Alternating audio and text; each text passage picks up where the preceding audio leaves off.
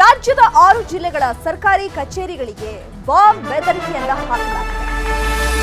ರಾಜ್ಯದ 6 ಜಿಲ್ಲೆಗಳ ಸರ್ಕಾರಿ ಕಚೇರಿಗಳಿಗೆ ಬಾಂಬ್ ಬೆದರಿಕೆ ಇಮೇಲ್ ಬಂದಿದೆ. ನಿನ್ನೆ ಹಾಸನ, ಗದಗ ಡಿಸಿ ಕಚೇರಿ, ಮಂಗಳೂರು ಆರ್ಟಿಒ ಕಚೇರಿಗೆ ಬೆದರಿಕೆ ಹಾಕಲಾಗಿತ್ತು. ಇವತ್ತು ವಿಜಯಪುರ, ತುಮಕೂರು, ಉತ್ತರ ಕನ್ನಡದಲ್ಲಿ ಬಾಂಬ್ ಬೆದರಿಕೆಯನ್ನ ಹಾಕಲಾಗಿದೆ. ವಿಜಯಪುರ ಡಿಸಿ ಕಚೇರಿಗೆ ಬಾಂಬ್ ಬೆದರಿಕೆ ಇಮೇಲ್ ಬಂದಿದೆ. ಪೊಲೀಸರು ಶ್ವಾನದಳದಿಂದ ಡಿಸಿ ಕಚೇರಿಯನ್ನ ತೀವ್ರಗತವಾಗಿ ಪರಿಶೀಲನೆ ಮಾಡಲಾಗ್ತಾ ಇದೆ.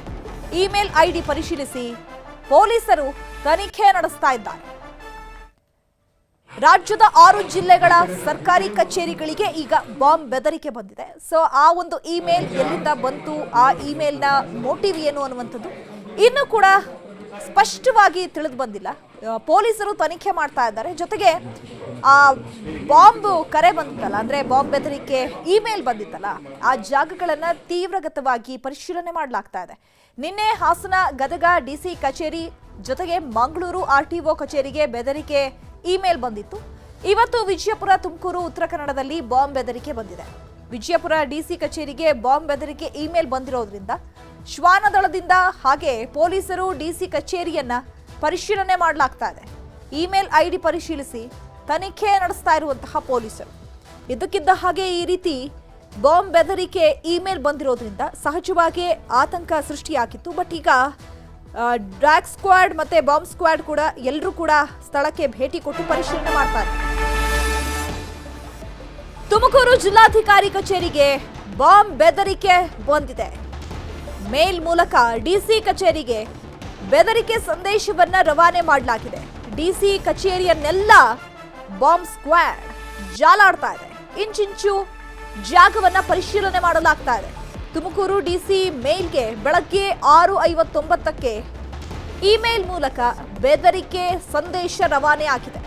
ತಕ್ಷಣ ಪೊಲೀಸರಿಗೆ ಡಿಸಿ ಶುಭ ಕಲ್ಯಾಣ್ ಮಾಹಿತಿಯನ್ನು ಕೊಟ್ಟಿದ್ದಾರೆ. 100ಕ್ಕೂ ಹೆಚ್ಚು ಪೊಲೀಸರು, ಶ್ವಾನದಳ, ಬಾಂಬ್ ಸ್ಕ್ವಾಡ್ನಿಂದ ಶೋಧ ಕಾರ್ಯ ನಡೆಸಲಾಗ್ತಾ ಇದೆ.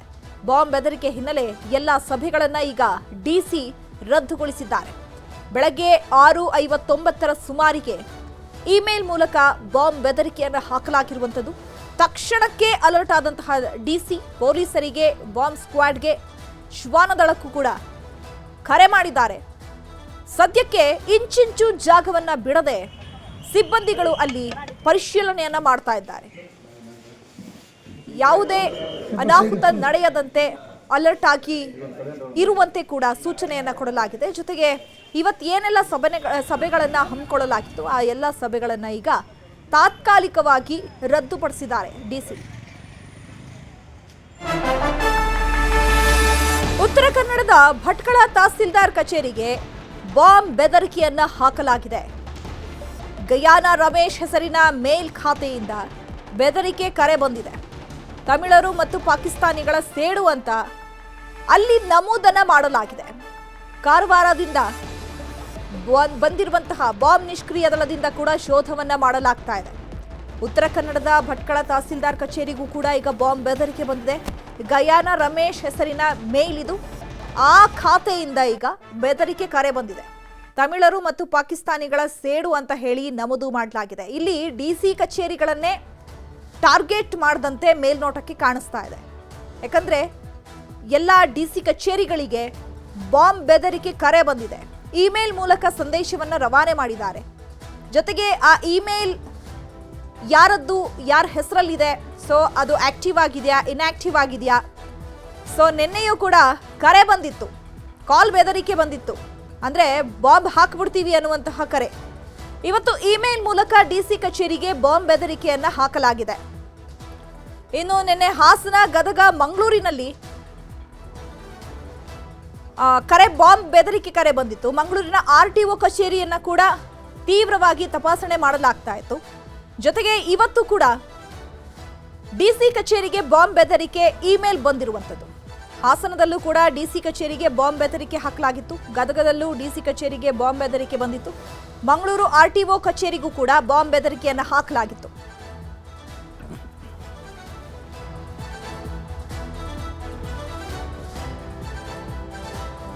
ಈ ಬಗ್ಗೆ ಮತ್ತಷ್ಟು ಮಾಹಿತಿಯನ್ನ ಕೊಡ್ತಾರೆ ನಮ್ಮ ಪ್ರತಿನಿಧಿ ವಿಠಲ್ ಫೋನ್ ಸಂಪರ್ಕದಲ್ಲಿ ಜಾಯ್ನ್ ಆಗಿದ್ದಾರೆ.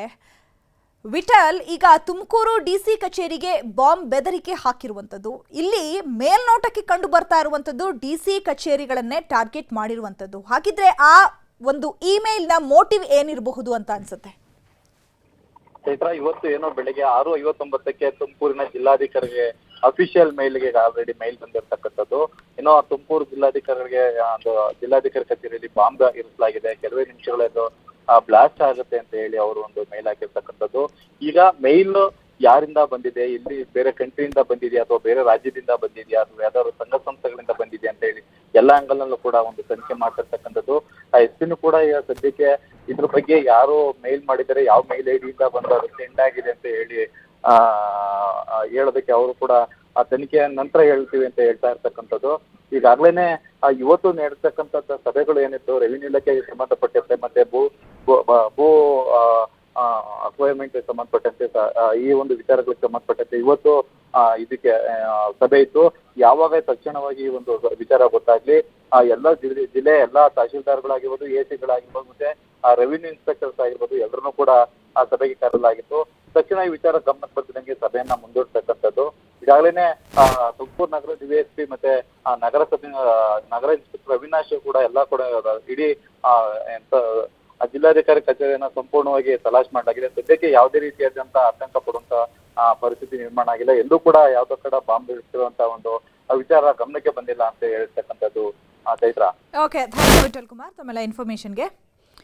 ಇನ್ನು ವಿಜಯಪುರದಲ್ಲೂ ಕೂಡ ಬಾಂಬ್ ಬೆದರಿಕೆ ಬಂದಿರುವಂಥದ್ದು. ಹಾಗಾಗಿ ಈ ಬಗ್ಗೆ ಹೆಚ್ಚಿನ ಮಾಹಿತಿಯನ್ನು ಕೊಡ್ತಾರೆ ನಮ್ಮ ವಿಜಯಪುರ ರಿಪೋರ್ಟರ್ ಗುರುರಾಜ್ ಫೋನ್ ಸಂಪರ್ಕದಲ್ಲಿ ಜಾಯ್ನ್ ಆಗಿದ್ದಾರೆ. ಗುರುರಾಜ್, ಈಗ ಈ ಒಂದು ಇಮೇಲ್ ಬಂದಿದೆಯಲ್ಲ ಅಥವಾ ಕರೆ ಬಂದಿದೆಯಲ್ಲ, ಯಾರ ಹೆಸರಲ್ಲಿದೆ, ಅದು ಆಕ್ಟಿವ್ ಆಗಿದೆಯಾ, ಇನ್ಆಕ್ಟಿವ್ ಆಗಿದೆಯಾ, ಪೊಲೀಸರ ತನಿಖೆಯಲ್ಲಿ ಏನಾದರೂ ಇನ್ಫಾರ್ಮೇಶನ್ ಸಿಗ್ತಾ, ಹೇಗೆ? ಚೈತ್ರ, ಏನಂದ್ರೆ ಇವತ್ತು ಬೆಳಿಗ್ಗೆ 6:58ಕ್ಕೆ ವಿಜಯಪುರ ಜಿಲ್ಲಾಧಿಕಾರಿಗಳ ಕಚೇರಿ ಮೇಲ್ ಐಡಿಗೆ, ಅಫಿಷಿಯಲಿ ಮೇಲ್ ಐಡಿಗೆ ಒಂದು ಮೇಲ್ ಬಂದಿರುತ್ತದೆ. ಈ ರೀತಿ ಬಾಂಬನ್ನು ಇಡಲಾಗಿದೆ, ಎಲ್ಲರೂ ಕಚೇರಿಗಳನ್ನ ಖಾಲಿ ಮಾಡಿ ಅಂತ ಹೇಳಿ ಒಂದು ಬಂದಿರುವಂತದ್ದು. ಸೊ ಅದ್ರ ಬಗ್ಗೆ ಪೊಲೀಸರು ತನಿಖೆ ನಡೆಸಿದ್ರು. ವಿಜಯಪುರದ ಜಿಲ್ಲಾಧಿಕಾರಿ ಕಚೇರಿ ಮತ್ತೆ ಅದರ ಸುತ್ತಮುತ್ತಲಿರುವಂತಹ ಟ್ರೆಜರಿ ಸೇರಿದಂತೆ ಬೇರೆ ಬೇರೆ ಕಚೇರಿಗಳಿವೆ. ಆ ಎಲ್ಲ ಕಚೇರಿಗಳನ್ನ ಪೊಲೀಸರು ಪರಿಶೀಲನೆ ನಡೆಸಿದ್ರು. ಅದಾದ ಬಳಿಕ ಅಧಿಕೃತವಾಗಿ ಒಂದು ಪತ್ರಿಕಾ ಪ್ರಕಟಣೆಯನ್ನ ವಿಜಯಪುರ ಜಿಲ್ಲಾಡಳಿತ ಇದೀಗ ನೀಡಿರುವಂತದ್ದು. ಮೇಲ್ ಬಂದಿರೋ ವಿಚಾರಕ್ಕೆ ಸಂಬಂಧಪಟ್ಟಂಗೆ ಕಚೇರಿಯನ್ನ ಮತ್ತು ಸುತ್ತಮುತ್ತಲ ಸ್ಥಳಗಳನ್ನೆಲ್ಲ ತಪಾಸಣೆ ಮಾಡಲಾಗಿದೆ. ಯಾವುದೇ ರೀತಿ ಆತಂಕ ಪಡುವಂತ ಅವಶ್ಯಕತೆ ಇಲ್ಲ. ವಿಜಯಪುರದ ಡಿಆರ್ ಪೊಲೀಸರು ಮತ್ತೆ ಗೋಲ್ಗುಂಬಸ್ ಪೊಲೀಸರು ಸ್ಥಳಕ್ಕೆ ಭೇಟಿ ನೀಡಿ ಎಲ್ಲ ಪರಿಶೀಲನೆ ನಡೆಸಿದ್ದಾರೆ. ಬಾಂಬ್ ನಿಷ್ಕ್ರಿಯ ಸಹಿತ ಬಂದು ಹೋಗಿದೆ. ಹಾಗಾಗಿ ಯಾರು ಆತಂಕ ಪಡಬೇಕಾಗಿಲ್ಲ. ಈ ಬಗ್ಗೆ ಪೊಲೀಸರು ತನಿಖೆ ನಡೆಸ್ತಾ ಇದ್ದಾರೆ ಅಂತ ಒಂದು ಪ್ರಕಟಣೆಯನ್ನ ಕೊಟ್ಟಿರುತ್ತದೆ. ಸದ್ಯ ಈ ವಿಚಾರಕ್ಕೆ ಸಂಬಂಧಪಟ್ಟಂಗೆ ಪೊಲೀಸರು ತನಿಖೆ ನಡೆಸ್ತಾ ಇದ್ದಾರೆ. ಮೇಲ್ ಎಲ್ಲಿಂದ ಬಂದಿತ್ತು ಅನ್ನೋದ್ರ ಬಗ್ಗೆ, ಮತ್ತೆ ರಾಜ್ಯದ ಬೇರೆ ಬೇರೆ ಜಿಲ್ಲೆಗಳಲ್ಲೂ ಈ ರೀತಿಯ ಮೇಲ್ ಬಂದಿರೋದ್ರಿಂದಾಗಿ ಎಲ್ಲ ಸೇರಿ ಒಟ್ಟಿಗೆ ತನಿಖೆ ಮಾಡಬಹುದು ಅಂತ ಅನಿಸ್ತಾ ಇದೆ. ಸದ್ಯ ಮಟ್ಟಿಗೆ ವಿಜಯಪುರ ಪೊಲೀಸರಿಗೆ ಜಿಲ್ಲಾಧಿಕಾರಿ ಕಚೇರಿಗೆ ಭೇಟಿ ನೀಡಿ ಪರಿಶೀಲನೆ ನಡೆಸಿದ್ದಾರೆ ಮತ್ತೆ ಬಂದೋಬಸ್ತನ್ನ ಕೈಗೊಂಡಿರುವಂತದ್ದು. ನವಿತಾ, ಥ್ಯಾಂಕ್ ಯು ಗುರುರಾಜ್ ತಮ್ಮೆಲ್ಲ ಡೀಟೇಲ್ಸ್ಗೆ. ಮತ್ತೊಂದ್ ಕಡೆ ಈಗ ಕಾರವಾರದಲ್ಲಿ ಸರ್ಕಾರಿ ಕಚೇರಿಗೂ ಕೂಡ ಬೆದರಿಕೆ ಬಂದಿರುವಂತದ್ದು, ಬಾಂಬ್ ಬೆದರಿಕೆ. ಸೊ ಹಾಗಾಗಿ ಈಗ ನಮ್ಮ ಕಾರವಾರದ ಪ್ರತಿನಿಧಿ ದರ್ಶನ್ ನಾಯ್ಕ್ ಅವರು ಫೋನ್ ಸಂಪರ್ಕಕ್ಕೆ ಸಿಗಿದ್ದಾರೆ. ದರ್ಶನ್ ನಾಯ್ಕ್, ಈಗ ತಪಾಸಣೆಯ ನಡೆಸಿದಂತಹ ಸಂದರ್ಭದಲ್ಲಿ ಏನಾದರೂ ಅನುಮಾನಾಸ್ಪದ ವಸ್ತುಗಳು ಸಿಕ್ಕಿರುವಂಥದ್ದು ಅಥವಾ ಈ ಇಮೇಲ್ ಬಗ್ಗೆ ಏನಾದರೂ ಇನ್ಫಾರ್ಮೇಶನ್ ಸಿಕ್ಕಿರುವಂಥದ್ದು, ಆ ರೀತಿಯಾಗಿ ಏನಾದರೂ ಮಾಹಿತಿ ಸಿಗ್ತಾ ಇದೆಯಾ?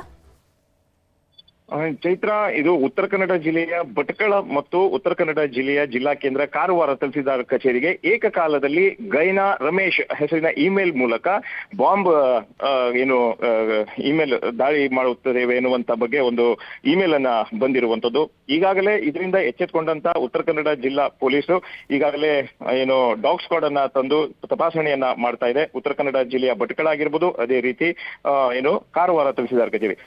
ಕಾರವಾರ ತಹಸೀಲ್ದಾರ್ ಕಚೇರಿಯಲ್ಲಿ ಕಾರ್ಯನಿರ್ವಹಿಸಿದ ಎಲ್ಲಾ ಸಿಬ್ಬಂದಿಯವನ್ನ ಈಗ ಹೊರಗಡೆ ಇಡಲಾಗಿದೆ. ಅದೇ ರೀತಿ ಈಗ ಎಲ್ಲಾ ರೀತಿಯಾದಂತಹ ಒಂದು ತಪಾಸಣೆಯನ್ನ ಮಾಡಲಾಗ್ತಾ ಇದೆ. ಹಾಗೆ ಉತ್ತರ ಕನ್ನಡ ಜಿಲ್ಲೆಯ ಭಟ್ಕಳದ ತಹಸೀಲ್ದಾರ್ ಕಚೇರಿಯಲ್ಲೂ ಸಹ ಇದೇ ರೀತಿಯಾದಂತಹ ಒಂದು ತಪಾಸಣಾ ಕಾರ್ಯವನ್ನ ಮಾಡಲಾಗ್ತಿದೆ.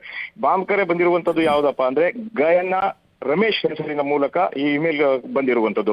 ಈ ಹಿಂದೆ ಉತ್ತರ ಕನ್ನಡ ಜಿಲ್ಲೆಯ ಭಟ್ಕಳದ ಪೊಲೀಸ್ ಠಾಣೆಗೂ ಕೂಡ ಬಾಂಬನ್ನ ಇಡಲಾಗುತ್ತೆ. ಇದನ್ನ ಬಾಂಬನ್ನ ಇಟ್ಟು ಇದನ್ನ ಸ್ಟೇಷನ್ ಉಡೀಸ್ ಮಾಡ್ತೇವೆ ಎನ್ನುವಂತಹ ಬಗ್ಗೆಯೂ ಒಂದು ಇಮೇಲ್ ಮೂಲಕ ಸಂದೇಶವನ್ನ ರವಾನಿಸಲಾಗಿತ್ತು. ಆದ್ರೆ ಅದು ಬಂದ 2 ರಿಂದ 3 ದಿನಗಳ ಒಳಗಡೆ ಯಾರು ಈ ಬಾಂಬ್ ಮಾಡಿದ್ದಾರೆ ಎನ್ನುವಂತ ಬಗ್ಗೆ ಅವರನ್ನ ಬಂಧಿಸಲಾಗಿತ್ತು. ಅದಾದ ನಂತರ ಈಗ ಒಂದು 4-5 ತಿಂಗಳ ಬಳಿಕ ಈಗ ಮತ್ತೆ ಉತ್ತರ ಕನ್ನಡ ಜಿಲ್ಲೆಯ ಭಟ್ಕಳ ತಹಸೀಲ್ದಾರ್ ಕಚೇರಿ, ಅದೇ ರೀತಿ ಉತ್ತರ ಕನ್ನಡ ಜಿಲ್ಲೆಯ ಕಾರವಾರ ಕಾರವಾರ ತಹಸೀಲ್ದಾರ್ ಕಚೇರಿಗೆ ಈಗ ಬಾಂಬ್ ಬೆದರಿಕೆ ಸಂದೇಶ ಬಂದಿರುವಂತದ್ದು. ಈಗಾಗಲೇ ಪೊಲೀಸರು ಕೂಡ ಅಲರ್ಟ್ ಆಗಿರುವಂತದ್ದು.